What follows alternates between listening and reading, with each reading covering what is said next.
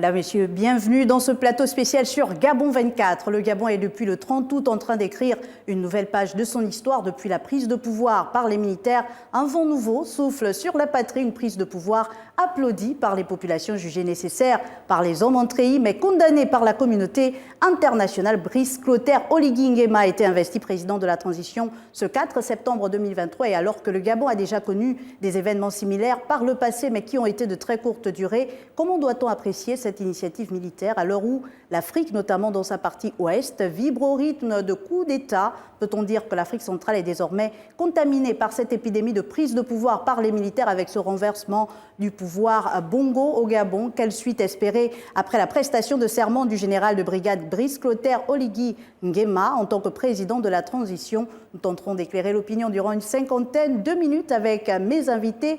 Télésphore Ondo, constitutionnaliste gabonais, Arcel Moreau, politologue gabonais, et Frédéric Mbamissan, politologue spécialiste des questions de défense et de sécurité. Messieurs, bienvenue dans ce plateau spécial. Merci madame. Merci bien. Merci. Et avant de commencer, je vous propose de revenir sur un extrait du discours du président de la transition et on se retrouve juste derrière. C'est fort de cet esprit que le 30 août 2023, tel une météorite dans la nuit noire, les forces de défense et de sécurité de notre pays ont pris leurs responsabilités en refusant le coup d'État électoral qui venait d'être prononcé par le Centre gabonais des élections à la suite d'un processus électoral outrageusement biaisé. C'est sans aucune violence, sans heurts et sans effusion de sang, que le Comité pour la transition et la restauration des institutions, en abrégé CTRI, a changé le régime en place, qui confisquait le pouvoir des institutions de la République depuis plusieurs années, au mépris flagrant des règles démocratiques. Alors, messieurs, nous venons d'écouter le général de brigade, Brice Clotaire Oligui Nguema, qui est le désormais président de la transition. Il a prêté serment le 4 septembre, je le disais déjà dans mon mot introductif. Qu'est-ce que cela induit, le président de la transition? Aujourd'hui, le Gabon a connu, certes, une période transitoire en 2009, alors que feu le président Omar décédait à Barcelone en Espagne. Aujourd'hui, c'est une transition différente. Qu'est-ce que cela pourrait induire? Monsieur Arcel Moreau? Alors, c'est une question intéressante. La transition de 2009 que vous évoquez est une transition qui est constitutionnelle, c'est-à-dire qu'elle est régulièrement prévue par la Constitution qui prévoit qu'en cas de décès du président de la République, entre le moment où il décède, le moment où on organise l'élection du nouveau président, il y a une forme de régime, entre guillemets, transitoire qui se met en place et qui est bien réglementé par la Constitution. Alors, à la différence de ce type de transition, nous avons, depuis le 30 août dernier, ce qui a été formalisé hier 4 septembre, une transition d'un nouveau type. Il s'agit d'une transition militaire. Alors, la transition militaire, c'est quoi? La transition militaire, c'est qu'en principe, dans le jeu démocratique, en principe, l'élection ou le pouvoir s'acquiert par le jeu politique normal qui est manifesté par l'élection du président de la République, par l'élection des urnes. Alors, on observe, comme vous l'avez souligné depuis un certain temps, un regain des coups d'État militaires qui se traduisent par la suite par des transitions. Et le Gabon rentre dans le cadre de cette transition-là.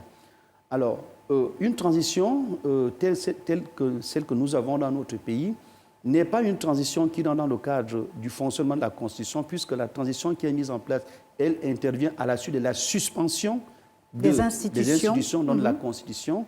Il s'agit d'une transition qui est militaire dans la mesure où elle ne tire pas son pouvoir des urnes de la Constitution, mais par un état de fait qui est la prise de pouvoir par la force, quelles que soient par ailleurs les justifications qu'on peut apporter derrière. Monsieur Télésphore Ondo, est-ce qu'aujourd'hui notre loi fondamentale, bien que nous soyons dans une période transitoire, est-ce qu'elle l'avait prévu, cet état de fait?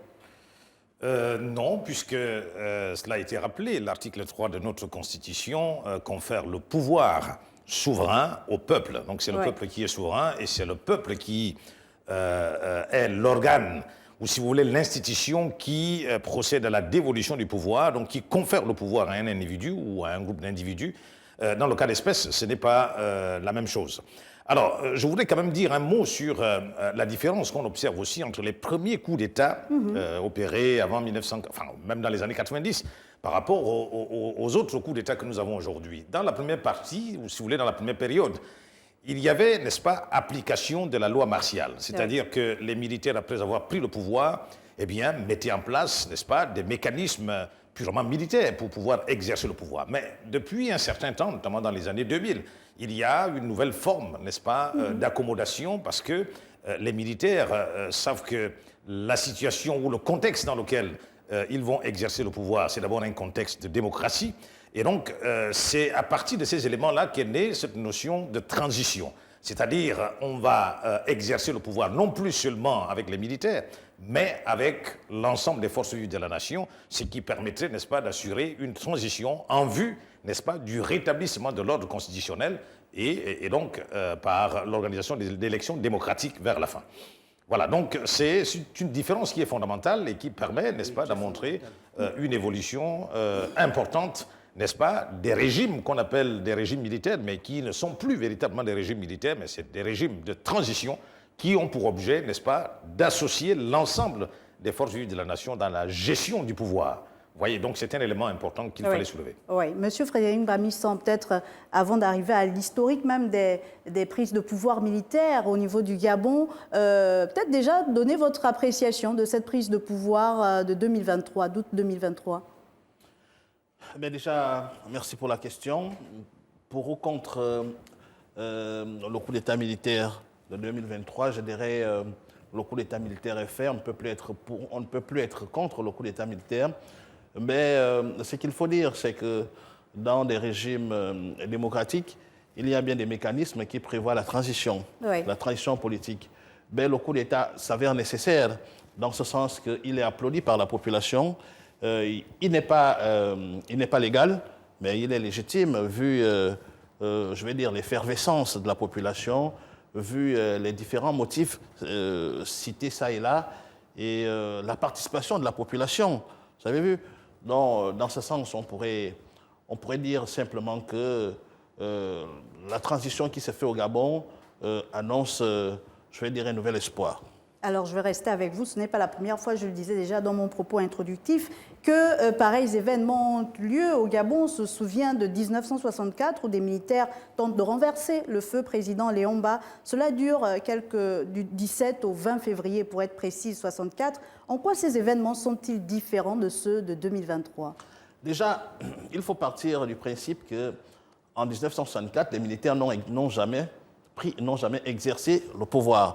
Ils ont renversé le président Léon Mba, mais ils n'ont pas exercé le pouvoir.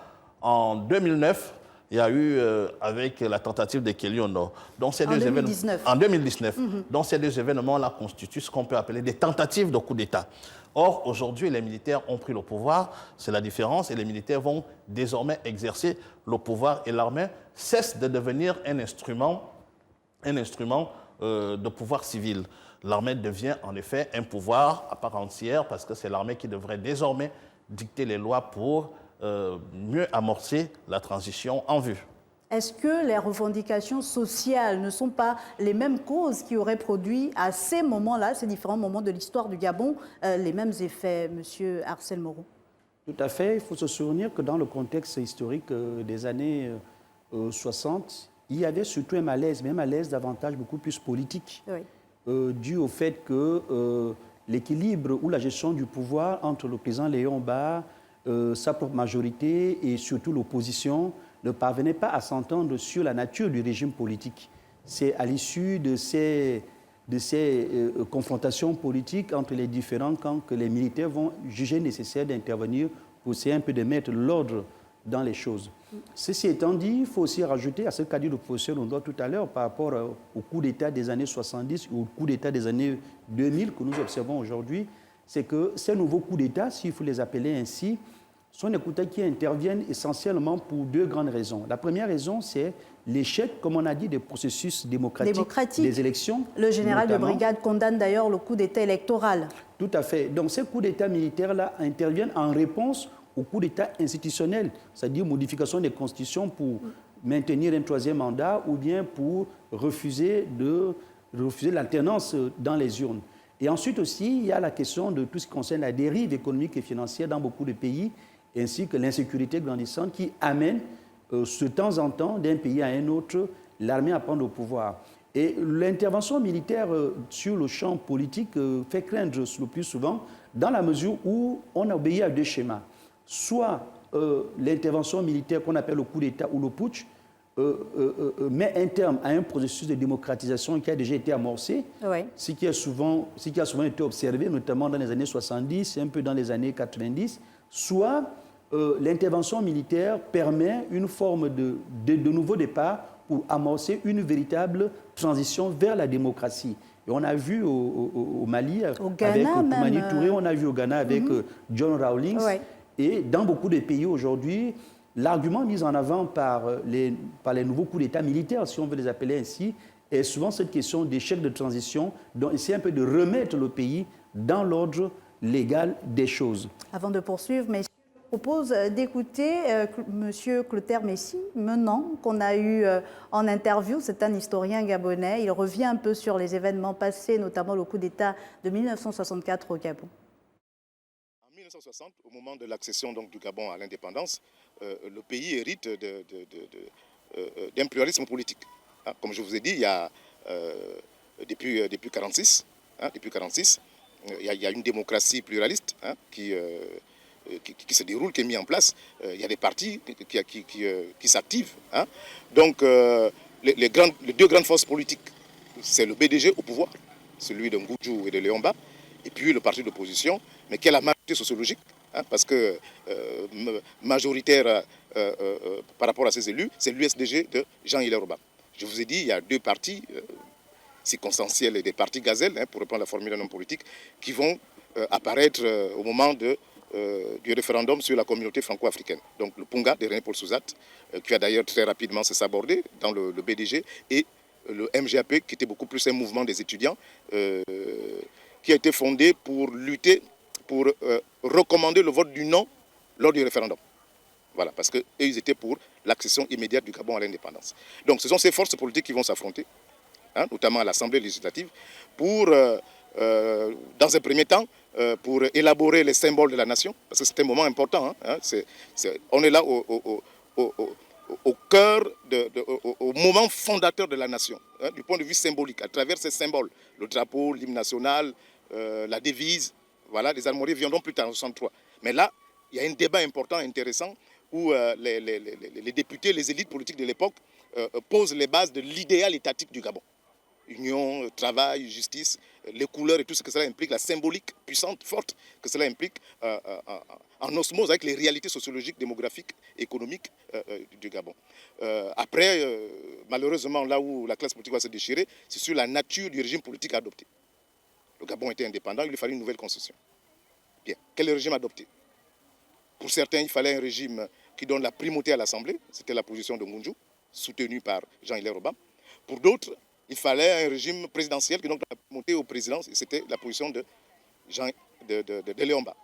Bien, dans un premier temps, c'est la position de Ngudju qui l'emporte, mais Léomba, dans une démarche autoritaire, il faut le dire, va dissoudre l'Assemblée, va emprisonner les députés au détriment de leur immunité parlementaire, et à partir de là s'ouvre une crise politique majeure, hein, dans le pays qui va déboucher au coup d'État de 1964. Alors, Monsieur Télésphore Ondor, vous l'avez écouté, à cette époque, il y avait une crise politique, comme disait déjà relevé Monsieur Arcel Moreau. Est-ce qu'aujourd'hui, on est également dans des institutions, parce qu'on a quand même vu ces dernières années comment la constitution au niveau du Gabon a été modifiée au gré des intérêts du pouvoir de l'époque, et même certaines lois, notamment le code électoral, en année électorale, chose qui était interdite par le passé. Alors, il est évident que le Gabon avait atteint une crise profonde, était beaucoup plus profonde que celle des années 64. Une crise institutionnelle, comme vous le dites, une crise juridique, une crise politique, une crise économique, une crise sociale. Alors, mais ce qui est important ici, hein, c'est que à partir du moment où les mécanismes démocratiques ne peuvent plus fonctionner, Ouais. le verrouillage au niveau juridique, le verrouillage au niveau politique était tel qu'il n'y avait plus d'autre solution pour déboulonner le système en place. Il n'y avait que l'armée qui était maintenant en mesure, n'est-ce pas, de régler ce problème-là. Alors donc, il ne s'agit pas, naturellement d'une solution qui était prévue par les textes, mais du point de vue politique, et c'est pourquoi vous voyez toute la ferveur, n'est-ce pas, des populations par rapport à ce qu'on qualifie de coup d'État. Mais je crois que le président de la transition a eu raison de relever que c'est plutôt un salut Oui. qui a été donné au peuple pour permettre à ce que le peuple retrouve la liberté. Alors donc c'est un élément fondamental pour montrer qu'à partir du moment où les mécanismes ou les verrous qui ont été prévus par la Constitution sont déboulonnés, il n'y a pas d'autre solution que, n'est-ce pas, de pouvoir intervenir militairement. Et c'est pour cette raison que vous voyez que nous avons ces, entre guillemets, ces coups d'État qui ressurgissent en quelque sorte en Afrique, mais qui constituent, il faut l'analyser dans ce sens-là, qui constituent, n'est-ce pas, des mécanismes utiles pour pouvoir remettre, n'est-ce pas, par la suite, le système démocratique en place. Et je crois que c'est un élément important. Et je vais rebondir là-dessus. Oui, allez-y, Tout à Arsène fait. Moreau. Je tiens d'ailleurs à rajouter dans ce sens qu'il y a une dimension sociologique qu'il faut essayer d'associer pour comprendre ce coup d'État. En principe, lorsqu'il y a un coup d'État, il devrait s'en suivre des condamnations au niveau de la société. Mais vous avez une prise de pouvoir par les militaires qui s'accompagne d'une forte ferveur populaire.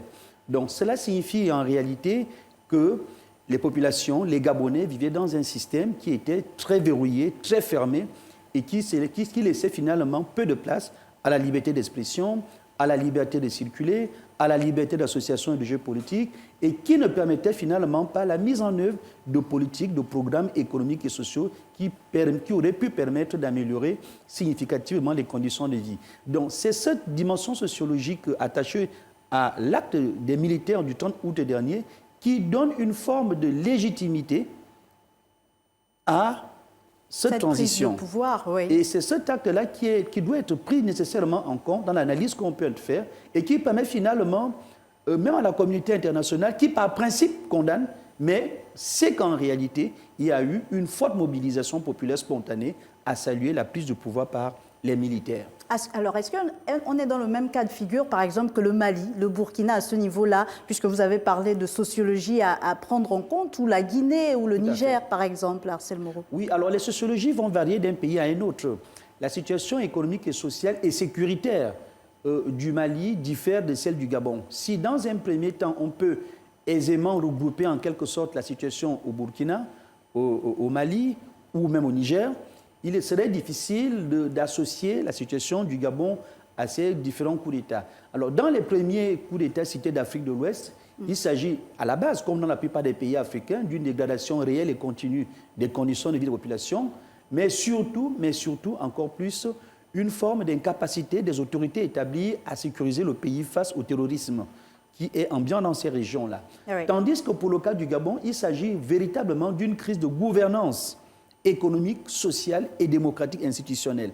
Donc, les deux parallélismes ne sont pas nécessairement rangés du même pied d'égalité, sinon on n'aboutirait pas aux mêmes constatations à la fin. Frédéric Bamisson, on a vu avec Arsène Moreau donc, qu'il y a quand même une divergence en ce qui concerne les pays, que l'on soit en Afrique de l'Ouest ou au Gabon, mais on a envie de se poser la question. Dans plusieurs cas, depuis 90, on sent qu'il y a un vent nouveau de démocratie, on l'a appelé comme ça, le vent de l'Est qui a soufflé sur les États africains. Aujourd'hui, il y a un nouveau vent sur les pays africains, que l'on soit à l'Ouest, au centre ou même ailleurs, en passant par le printemps arabe, bien sûr, dans les années 2010, on ne l'oublie pas. Aujourd'hui, on remarque quand même une certaine facilité pour les hommes de caserne à renverser les pouvoirs en place. Est-ce que la stratégie militaire à ce niveau a évolué? Est-ce que c'est finalement par les militaires qu'on va inscrire la nouvelle forme de démocratie sur le continent africain? Je voudrais d'abord dire qu'il n'y a pas de contexte favorable pour un coup d'État. Pour quiconque connaît la sociologie militaire, on sait que le militaire est prêt à faire un coup d'État lorsqu'il le veut et surtout lorsque les conditions sont réunies. Et je vais dire que par rapport à je vais aller dans le même sens que mon collègue Arsène, qui disait tout à l'heure que la sociologie va changer d'un pays à un autre et que les coups d'État aussi vont changer. La manière de préparer le coup d'État au sein de l'armée va changer. Vous verrez qu'en Afrique de l'Ouest, les coups d'État qui se font là-bas,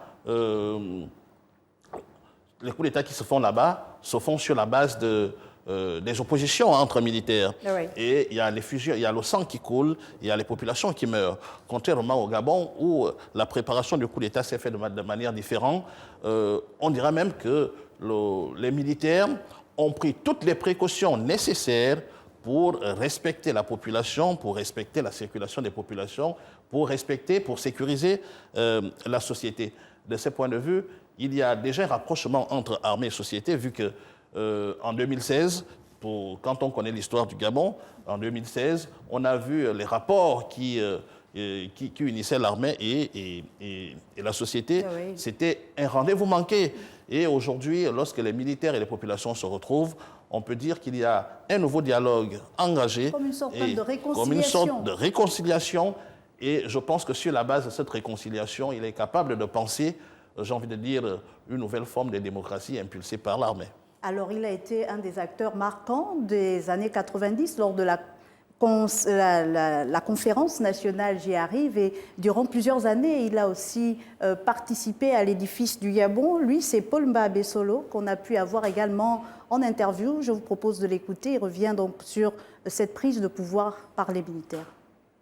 Le fait que vous parliez de coup d'État au Gabon aujourd'hui, ça veut dire que le Gabon est en crise. Il faudrait que, dans l'avenir, on organise le pays de telle manière qu'on ne puisse plus parler de coup d'État. Je regrette qu'il y ait coup d'État.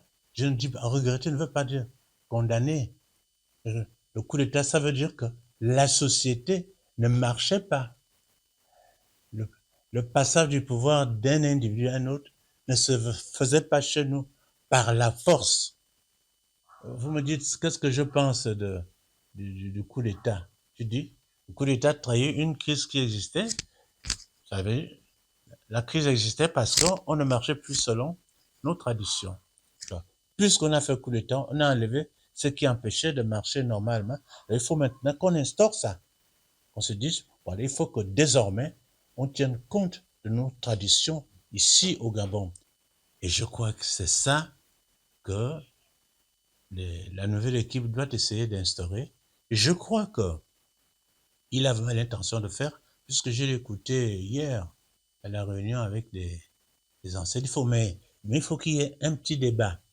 Pour qu'on ne dise pas, oui, le président a décidé.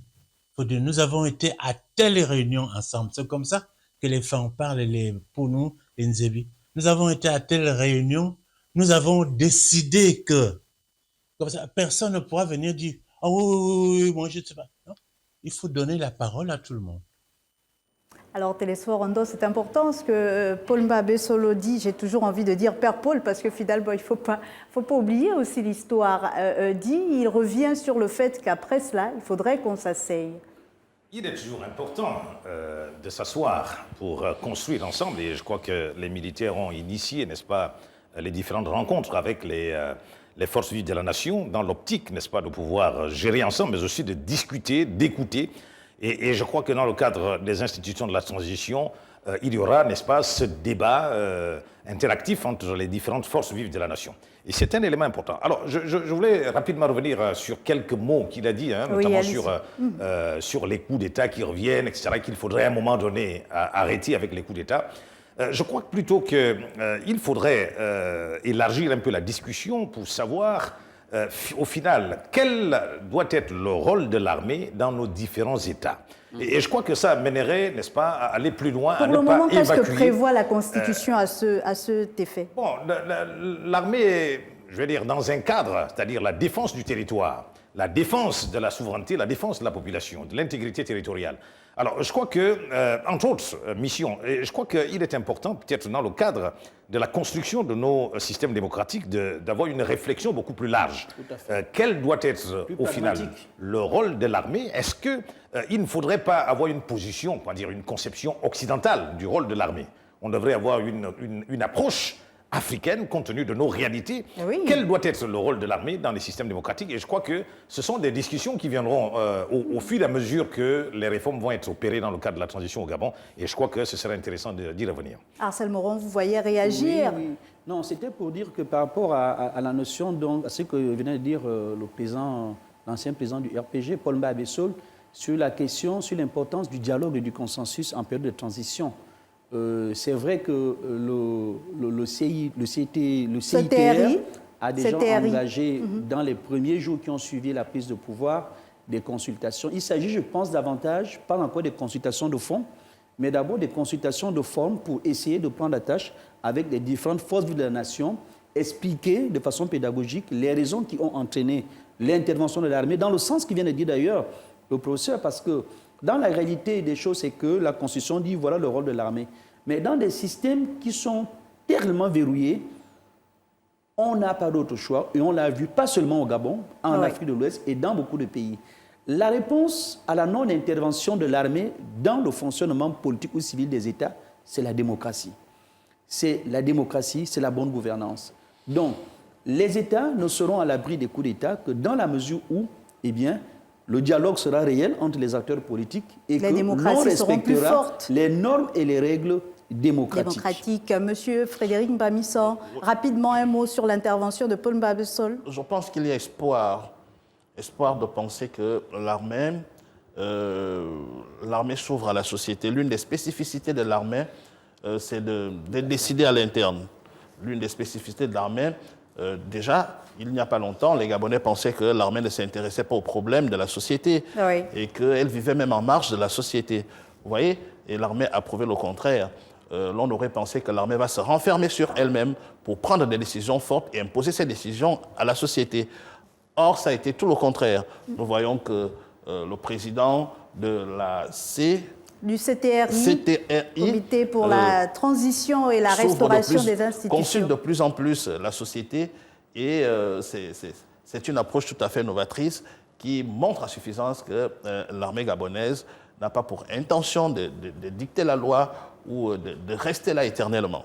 Nous aurons l'occasion de revenir donc sur cette transition qui a débuté concrètement ce 4 septembre avec la prestation de serment du nouveau président de la transition, le général de brigade Brice Clotaire Oligui Nguema, dans une poignée de secondes pour la deuxième partie de cette émission. A tout de suite.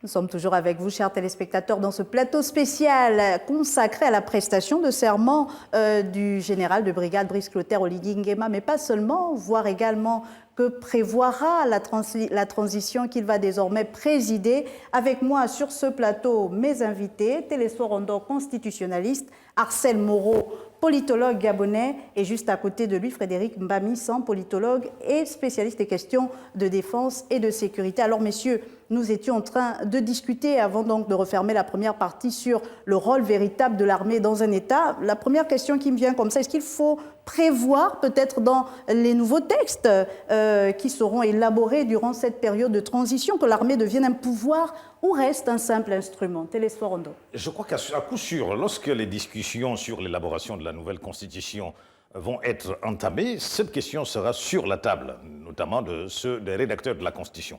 Et je pense qu'il faudrait peut-être qu'on évolue dans les réflexions, c'est-à-dire élargir certainement le rôle que devrait jouer l'armée. Notamment, l'armée peut être aussi une force de proposition, notamment sur le plan politique, sur le plan économique, etc. Et je crois qu'il est important d'essayer d'évoluer, n'est-ce pas, dans les réflexions par rapport au rôle que devrait jouer l'armée dans nos différents pays. Et c'est un point qui nécessite, n'est-ce pas, d'être accentué aujourd'hui. Arsène Moron, est-ce que de voir les choses sous cet angle-là serait de faire entrave d'une certaine façon à la démocratie? Je pense que l'idéal démocratique est que la cité soit dirigée par des personnes élues, notamment des civils. Mais peut-être avec un contrôle militaire. De façon... Alors, avec un contrôle militaire, vraiment, je ne sais pas si nous serons toujours dans un régime démocratique ou ce serait un régime paradémocratique ou paracivil. Je pense que s'il faut saluer l'action ou l'héroïsme des forces armées de défense dans certains cas, comme au Gabon, qui permettent de rétablir la dignité et la souveraineté d'un État, En revanche, faut-il pour autant en faire, c'est du fait de l'armée, un nouvel organe de gestion de l'État au sens qu'il participe à l'exécution de la décision politique, c'est-à-dire à la conception, au pouvoir exécutif? Je ne pense pas. L'armée est un instrument au service du pouvoir politique, du pouvoir civil. Son rôle constitutionnel, c'est assurer la sécurité de la défense du territoire, des personnes et des biens, la souveraineté de notre pays. En revanche, effectivement, on peut se poser la question de savoir, mais bon, face à ce que nous avons vécu et que tout le monde est plus ou moins satisfait de l'héroïsme de nos forces de défense et de sécurité, pour autant, va-t-on aller jusqu'à constitutionnaliser, à juridiciser l'intervention ou la place de l'armée dans le fonctionnement régulier des institutions politiques qui sont par nature civiles et démocratiques? Moi, mon point de vue est que je ne pense pas. Il faut plutôt chercher à ce que nous allions vers un système véritablement démocratique où les contre-pouvoirs jouent leur rôle pour empêcher de sorte que l'armée ne soit plus utilisée à des fins politiques de répression de la population, d'imposition des décisions ou des ordres qui ne vont pas dans l'intérêt du peuple. Aller vers un système où l'administration elle est dépolitisée, vers un système où le Parlement, la justice jouent chacun leur rôle face au pouvoir. Mais jusqu'à présent, Arcel Moron, on n'a pas vraiment réussi à instaurer cette démocratie forte que vous souhaitez depuis les années 90. Cela fait plus de 33 ans. On a plutôt l'impression d'aller en reculant. Mais c'est la promesse de la transition. La transition qui s'établit nous dit il y a eu un avant, il doit y avoir un après. Plus jamais cela. La transition nous promet des institutions fortes.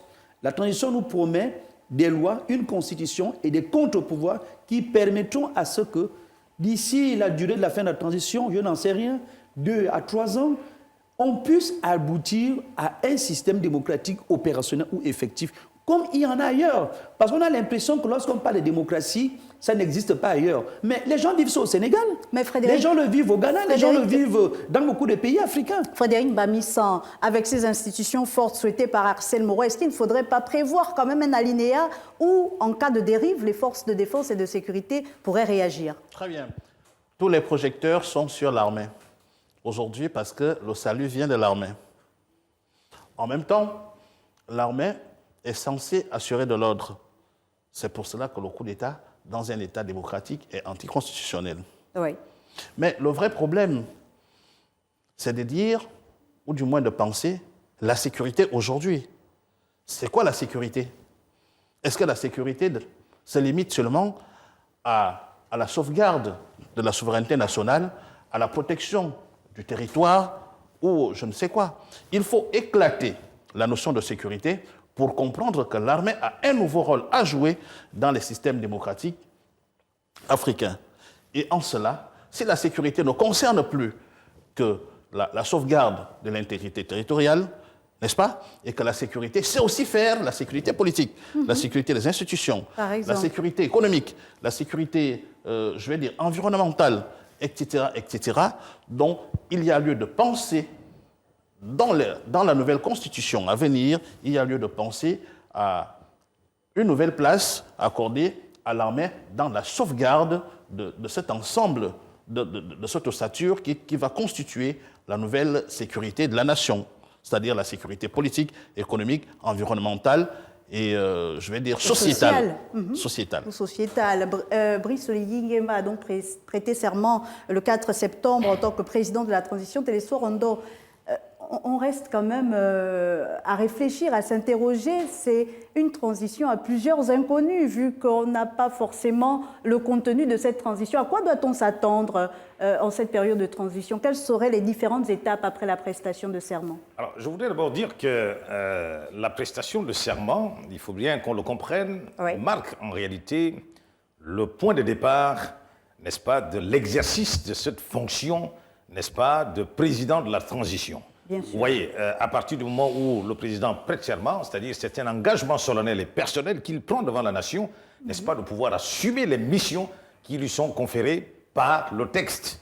Alors c'est peut-être la Constitution, mais ici c'est la charte de la transition. Alors même si le contenu reste problématique, mais ce que nous pouvons dire ici, c'est que à partir, n'est-ce pas, de l'expérience vécue dans d'autres pays ouest-africains, par exemple, la prochaine étape, ce me semble, va être celle, n'est-ce pas, de la mise en place des organes de la transition. Alors, naturellement, pour que nous puissions mettre en place ces organes de la transition, faut-il encore savoir de quel organe il s'agit. Et je crois que c'est le point, n'est-ce pas, du contenu même de la charte. Oui, oui. Alors, en faisant une approche comparée, on peut savoir, et d'ailleurs ça a été annoncé par le président de la transition, qu'il y aura dans quelques jours un gouvernement de la transition. Donc je crois que ça va être la première étape, n'est-ce pas, de mettre en place un gouvernement de la transition. La deuxième étape, ça va être certainement de mettre en place le Parlement de la transition. Et ensuite, d'autres réformes, n'est-ce pas, vont suivre dans l'optique, n'est-ce pas, de faire fonctionner notre pays qui, vous le savez, est quelque peu bloqué par l'absence de ces différentes institutions-là. Et je crois que ça va aller très vite. Alors, et je pense que ce qui serait aussi important, eh bien, et là, c'est le contenu de la charte qui nous dira certainement, ou alors l'ensemble des forces vives de la nation pourrait également décider de la durée exacte, n'est-ce pas, de cette transition. Et je crois que tous ces éléments vont certainement être connus dans quelques jours, même si, pour l'instant, on continue quand même à réfléchir sur le contenu, n'est-ce pas, de cette charte-là. On attend donc, Arcel Moreau, à ce que toutes les forces vives de la nation participent à l'écriture finalement de cette transition. Oui, je pense que le président de la transition a annoncé, je crois, la semaine dernière que le contenu de la charte de la transition sera progressivement amélioré en associant l'ensemble des forces vives de la nation. Parce que je disais tantôt que l'exercice qu'il a entamé la semaine dernière en consultant les différentes forces de la nation, société civile, je pense était essentiellement à un but d'information, expliquer les motifs qui ont amené l'armée à sortir des casernes pour essayer un peu de mettre le pays en règle. Ensuite, je pense que la deuxième étape va être d'organiser de façon assez institutionnelle, d'organiser de manière formelle une véritable grande consultation de l'ensemble des forces vives de la nation pour dégager ensemble et écrire ce charte de la transition-là, qui fixera effectivement la durée de la transition. Est-ce qu'il va s'agir d'une transition d'1 an, de 2 ans, de 3 ans?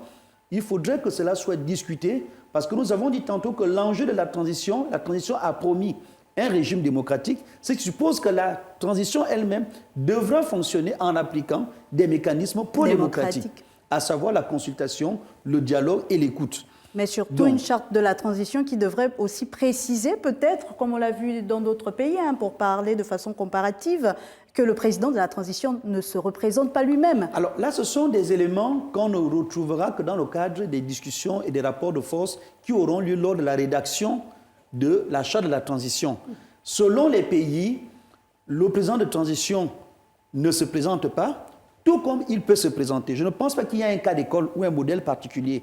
Donc tout dépendra du rapport de force qui va s'établir. Et quand je parle de rapport de force, je ne parle pas de violence. Oui. Je parle des influences, du lobbying et surtout des ambitions que les uns et les autres ont. Parce que dès lors que la transition, le choix de la transition a déjà pété seulement, il cesse d'être seulement militaire.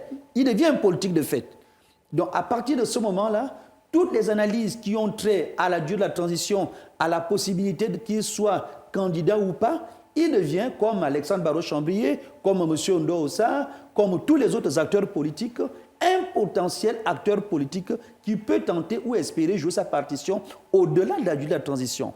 Même si, par idéal, dans la plupart des transitions, il est souhaitable que les dirigeants de la transition ne participent pas pour éviter qu'il y ait une forme de confiscation des institutions et de la trajectoire de la transition pour qu'elle ne dévie vers son intérêt, à savoir sa réélection éventuelle. Alors, sur ce point, je voulais quand même dire qu'en faisant une comparaison avec les différentes chartes qui existent actuellement, ou d'autres qui ont été élaborées il y a quelques années, le constat est le même. Dans la plupart de ces chartes-là, les différents organes de la charte ne participent pas aux élections qui vont être organisées. Parce qu'il faut garantir l'impartialité et l'honnêteté des différentes élections qui vont être organisées. Alors, donc, je ne pense pas que le Gabon sera une exception par rapport à ces différentes règles qui ont été posées. Et je crois que ce sera pour le bien de notre démocratie. Qu'aucun des organes de la transition ne participe, n'est-ce pas, à ces différentes élections-là, puisque ce sont ces organes qui organisent les élections. Et je crois que ce serait une très bonne chose. Frédéric Bamisson, j'allais me tourner vers vous à l'instant. On s'attend également que le président de la transition nomme un gouvernement de transition. Est-ce qu'il faudrait s'attendre à ce que les militaires aient la part belle? Pas forcément, mais vous savez, lorsque les militaires prennent le pouvoir, c'est à la suite de plusieurs dysfonctionnements. Et pour corriger ces dysfonctionnements, il va falloir que les militaires soient également promus au poste politique. Ce n'est pas inédit. La théorie du militaire professionnel, rédigée par le professeur Samuel Tinton, permet à ce que les militaires soient élevés au rang d'acteurs politiques de par leur expérience, de par leur discipline, de par leur manière de faire. Puisque de toutes les façons, même dans l'ancien gouvernement, on avait des généraux qui avaient été promus ministres. Ouais. Mais de là à penser que les militaires doivent avoir la part belle, je ne pense pas. Je ne pense pas, vu que la tendance générale est celle d'une approche participative, est celle, j'ai envie de dire, des mélanges entre les civils et les militaires. Et sur cette base, je pense que le président de la transition va prendre toutes les précautions pour essayer de mettre en place un modèle de gouvernement qui soit à cheval entre le modèle militaire et le modèle civil. Arcel Mora, avec les premières sorties du général de brigade Brice Oligui Nguema, est-ce qu'il faut s'attendre plutôt à militariser le pouvoir, puisqu'il est déjà à la présidence de la transition? C'est justement le risque dont on a parlé à propos de la possibilité ou pas des autorités de transition à se présenter, parce qu'il y a ce risque-là que si les intentions affichées ne sont pas conformes aux ambitions réelles, il y a un risque de basculement de la transition à terme vers une forme de militarisation. Et je pense que la nomination d'un gouvernement, du premier gouvernement de transition, s'il faut le dire comme ça, donnera le ton sur les ambitions réelles des militaires à poursuivre l'élan de modernisation politique du pays. En d'autres termes, le choix du Premier ministre, les membres du gouvernement, la partition entre les postes réservés aux militaires et aux postes civils gagnerait, je pense, gagnerait à jouer une forme d'équilibrisme entre les différentes forces sociales, les partis politiques les plus représentatifs, ensuite les acteurs de la société civile les plus représentatifs également. Pour qu'on puisse avoir d'une part des militaires et d'autre part des civils rompus à la tâche avec l'expérience et l'expertise nécessaires pour conduire ces grands chantiers de la société gabonaise qui voudrait renaître de nouveau. L'une des mesures... Oui, Frédéric... Je voulais rebondir en reprenant les éléments de langage du président lui-même, qui disait que l'armée n'est pas venue pour prendre le pouvoir. L'armée est juste venue pour instaurer de l'ordre. Vous voyez, donc, l'armée n'est pas là à la quête des responsabilités politiques en tant que telles, des ministères, mais pour regarder ce qui se passe à l'intérieur de ces ministères pour essayer de catalyser leur fonctionnement et de rendre ces militaires un peu plus... Ils ne sont surtout pas là pour créer un parti politique de l'armée. C'est justement ça. Et c'est pour ça que nous disons que la question de la transition, elle est sujette vraiment à beaucoup d'enjeux. Il y a cet enjeu d'abord de sécurité, maintenir à terme jusqu'à la fin de la transition la sécurité dans le pays. Mais il y a aussi la question d'éviter à terme aussi une forme de militarisation, parce que si les négociations entre les militaires, les partis politiques et la société civile n'aboutissent pas à des répartitions équitables des rôles autour des différents organes de la transition, il va sans dire qu'à moyen terme, nous pourrons avoir les mêmes populations dehors pour demander aux militaires de partir. On l'a d'ailleurs vu au Burkina où si on doit être sérieux dans l'analyse politique.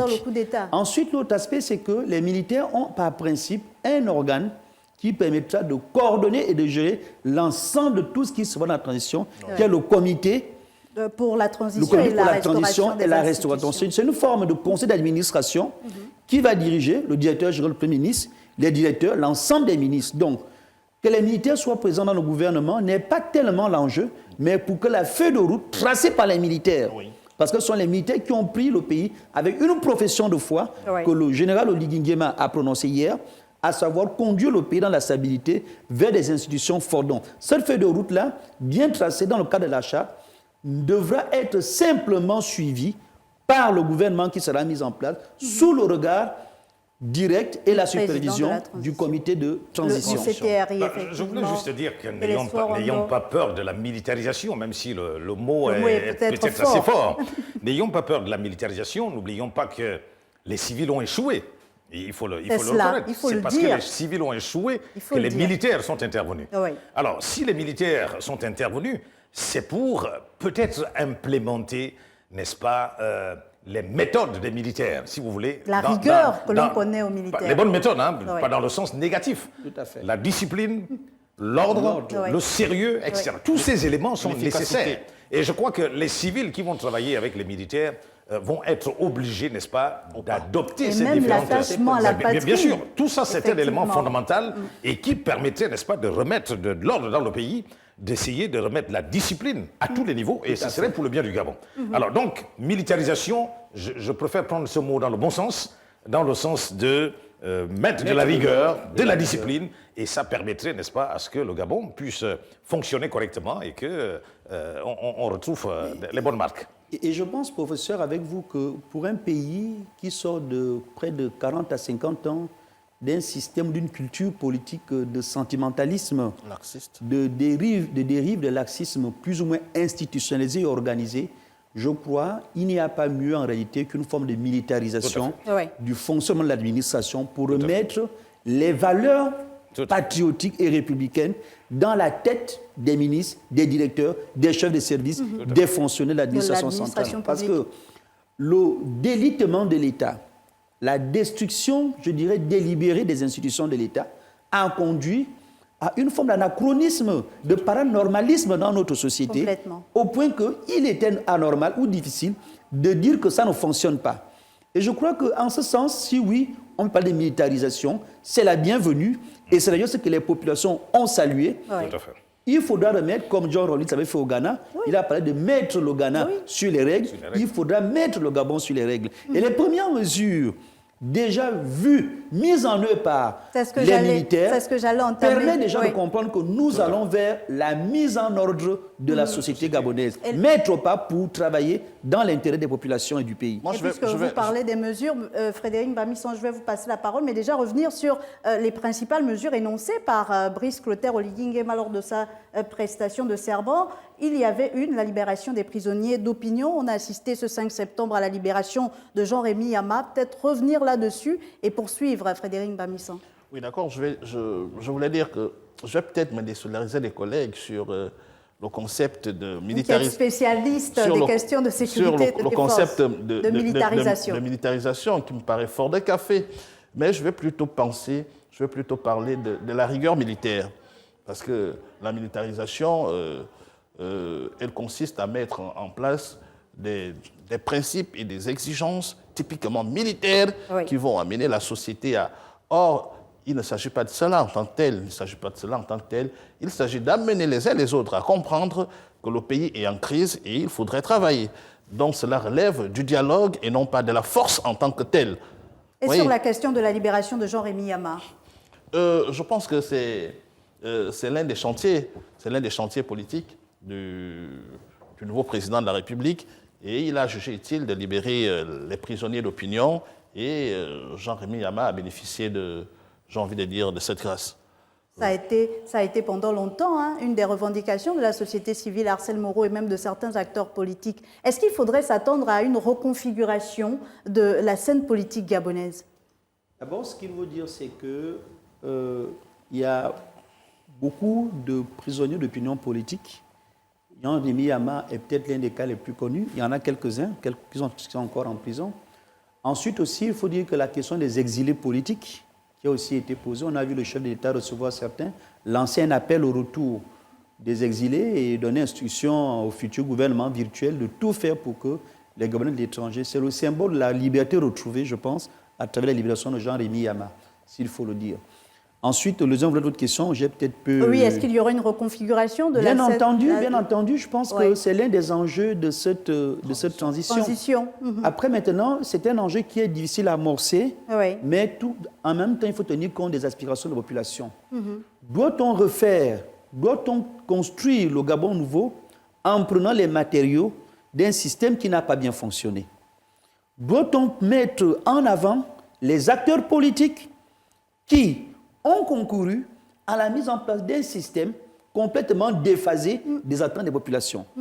Donc, à partir du moment où l'armée a fait le constat de l'échec de la gestion de l'ancien régime, on ne peut pas imaginer légitimement la remise en avant des mêmes acteurs pour construire le renouveau politique. On aura le l'occasion... renouveau ne peut se construire qu'avec des personnes de nouveaux nouvelles. acteurs. On aura l'occasion de poursuivre et on le disait déjà, l'une des premières actions du désormais président de la transition a été de rencontrer toutes les forces vives de la nation, notamment la presse, une période sensible pour tous et particulièrement pour les hommes et femmes de médias qui doivent éclairer l'opinion. D'ailleurs, que pense-t-il de cette transition? Nous avons tendu notre micro à des anciens de la corporation. Je vous propose de les écouter. Le journaliste, lui, doit rester droit dans ses bottes. Ça veut simplement dire que quoi? Que le journaliste est quelqu'un qui a un métier qui est régi par des normes. Et donc, on dit que c'est un métier encadré. Mais encadré pourquoi? Encadré parce que le journaliste est ou doit être à cheval sur les principes que sont ceux que lui dicte la déontologie ou l'éthique. Je ne vais pas revenir sur les définitions, parce que ça, tout le monde entend parler tous les jours. Mais il ne faut pas aussi que le journaliste perde de vue qu'il est régi également dans l'exercice de ses fonctions, de ses activités, par ce qu'on appelle le droit de la presse ou le droit de la communication, ou qu'on peut appeler encore, en d'autres termes, le code de la presse ou le code de la communication. Mais il y a également qu'il y a la charte. La charte des journalistes est un document qui, en fait, à la différence du code de la communication qui est institutionnel, la charte est un produit des journalistes eux-mêmes qui s'organisent au sein de leur corporation pour faire en sorte que des confrères soient rappelés à l'ordre lorsqu'il y a dérapage. Bon, maintenant, sur le plan institutionnel, nous avons par exemple la Haute Autorité de la Communication, la HAC, qui fait ce genre de boulot, ce boulot donc de régulation. Mais il y a la régulation institutionnelle qu'assure la HAC et la régulation par pair, qui est celle de la charte. Et donc, le journaliste ne doit pas perdre de vue tous ces aspects-là, qui sont les aspects fondamentaux dans l'exercice de sa profession. On demanderait à certains confrères de laisser la poubelle se vider d'elle-même que d'aller y fouiller. Parce que, généralement, qu'est-ce qui se passe en pareille circonstance? Chaque confrère voudrait peut-être faire dans le scoop. Or, généralement, trop de scoop tue le scoop. C'est pour cela qu'il faut, justement, en pareille circonstance, travailler avec toute la dextérité qui s'y est en procédant à chaque fois, avant diffusion, au découpage de l'information. Quand on n'a pas fait ce travail-là, alors là, souvent, on tombe dans les oubliettes et dans des ratés. Alors nous venons d'écouter là des hommes de médias. Télésoir Rondo, ce sera votre dernière prise de parole. Qu'est-ce qu'on doit retenir pour cette période de transition, peut-être par rapport à ce qu'ils ont dit, puisque c'est une période assez sensible où il faudra faire attention, mais une période aussi assez décisive pour l'histoire de notre pays. Alors, pour ce qui concerne les médias, je crois qu'il est important de maintenir l'équilibre entre la liberté retrouvée et le professionnalisme. Et je crois que c'est cet équilibre qui permettra, n'est-ce pas, aux journalistes de pouvoir mener correctement leur mission. Alors, de façon générale, je pense que ce que les Gabonais maintenant attendent, et ils vont être exigeants par rapport à ce qu'ils vont voir, c'est d'abord, n'est-ce pas, ce gouvernement qui va être mis en place. Le président a indiqué que ce sera un gouvernement composé d'hommes et de femmes compétents et expérimentés. Eh bien, je crois que nous allons regarder avec les populations, nous regarderons ensemble et nous verrons et nous apprécierons, n'est-ce pas, les différentes décisions qui vont être prises. Alors, nous pensons que c'est une période qui est extrêmement importante pour le Gabon. Il ne faudrait pas la rater. Il faudrait que cette transition se passe comme elle a commencé, eh bien, dans la convivialité, dans la ferveur. Et je pense que si on tire le cap, à la fin, nous sortirons de là avec un régime démocratique, avec des institutions fortes, des institutions qui permettront au Gabon de se développer. Arcel Moreau. Je pense que l'armée a placé la transition sous le leitmotiv de la fidélité et de la loyauté à la patrie. Je pense que c'est des thèmes qui sont forts pour une jeune nation comme la nôtre, de dire que je pense que c'est sous ce cap que je pense que les militaires, le CITR notamment, devra continuer à prendre des décisions dans l'intérêt de la patrie, dans l'intérêt de la nation, en mettant en avant un premier gouvernement qui donnera véritablement les raisons de croire à la population que nous avons enfin des hommes qu'il faut pour pouvoir conduire le changement que nous voulons dans le pays.